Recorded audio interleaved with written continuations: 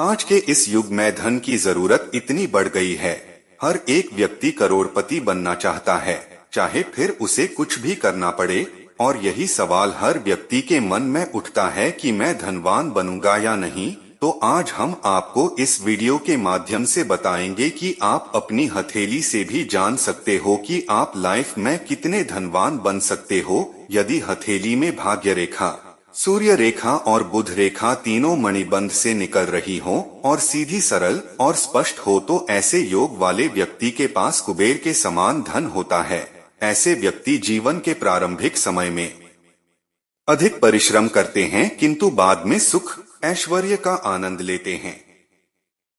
हथेली में चंद्र पर्वत पूर्ण रूप से विकसित हो और उससे एक सीधी रेखा निकलकर बुध पर्वत की ओर जा रही हो, अथवा उससे कोई सहायक रेखा निकलकर शनि, गुरु, शुक्र, मंगल और सूर्य पर्वत की ओर जाती हो, तो ऐसे योग वाला व्यक्ति विदेश में सफल व्यवसायी होता है।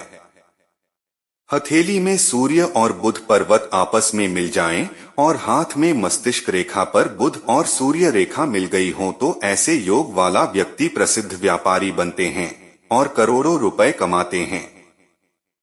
मणिबंध से भाग्य रेखा निकलकर सूर्य पर्वत की ओर झुक जाए तो ऐसे व्यक्ति को हमेशा बड़े पद और प्रसिद्धि प्राप्त होती है। यदि यह रेखा भाग्य रेखा की ओर झुक जाए तो ऐसे लोग भाई बहन, बंधुओं और घर के अन्य परिजनों से काफी सम्मान पाते हैं। यह अपने परिवार के सहयोग से जीवन में काफी तरक्की करते हैं।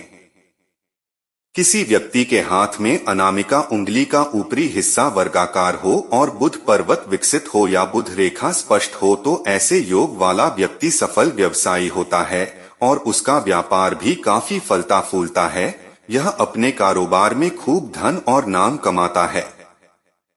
हथेली में गुरु, शुक्र, बुध और चंद्र पर्वत उठे हुए हैं तो आपकी हथेली में राज्य लक्ष्मी योग बना है। आप अपनी किस्मत और मेहनत से खूब धन, घर और वाहन सुख प्राप्त करेंगे। आपकी हथेली में कहीं पर भी कछुए का चिन्ह बन रहा है तो आपकी हथेली में अचानक धनवान बनने का योग है।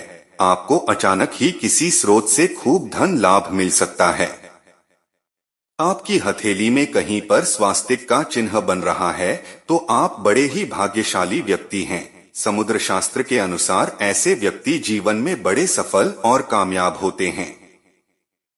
हथेली में बुध पर्वत और मस्तिष्क रेखा पर जिनके सफेद तिल होता है और भाग्य रेखा स्पष्ट, सीधी या पूरी तरह गायब हो तब करोड़पति योग बनता है।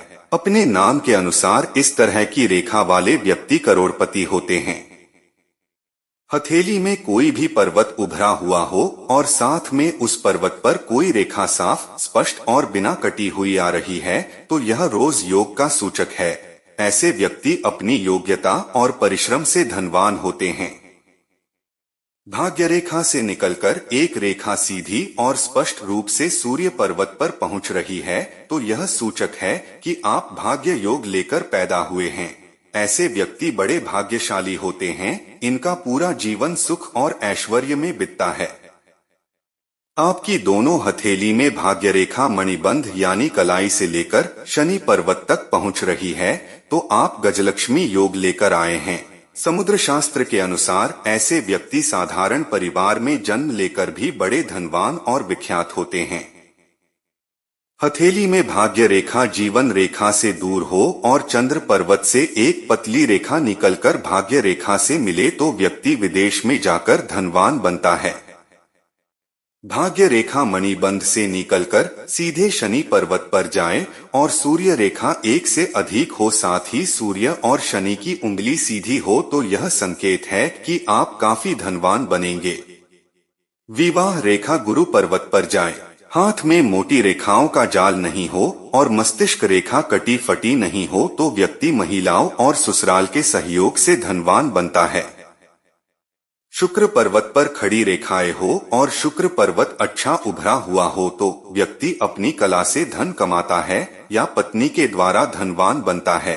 ऐसे जातक को महिला का सहयोग अच्छा मिलता है। सूर्य पर्वत पर मछली का निशान होना, अगर किसी व्यक्ति के सूर्य पर्वत पर मछली का निशान हो तो व्यक्ति प्रसिद्ध होता है और ऐसे व्यक्ति का मान सम्मान भी अधिक होता है और यह धनवान होते हैं।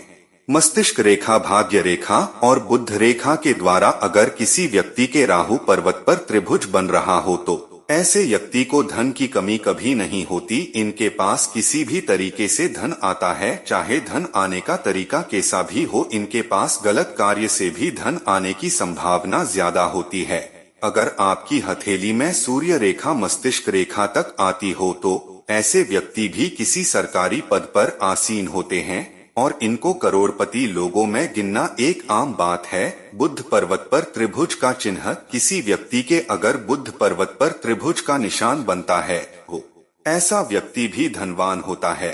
ऐसे व्यक्ति को बिजनेस में अच्छी सफलता मिलती है। गुरु पर्वत पर वर्ग का निशान, अगर किसी व्यक्ति विशेष के अगर गुरु पर्वत पर वर्ग का निशान बनता हो तो ऐसे व्यक्ति सरकारी टीचर बनते हैं या कुछ ऐसा कार्य करते हैं जिससे इनको ज्ञान देने से ही धन की प्राप्ति होती हो। यह कथावाचक भी हो सकते हैं या कवि और अन्य भी हो सकते हैं। जय श्री महाकाल। एस्ट्रो दीपक शर्मा को सब्सक्राइब करना ना भूले।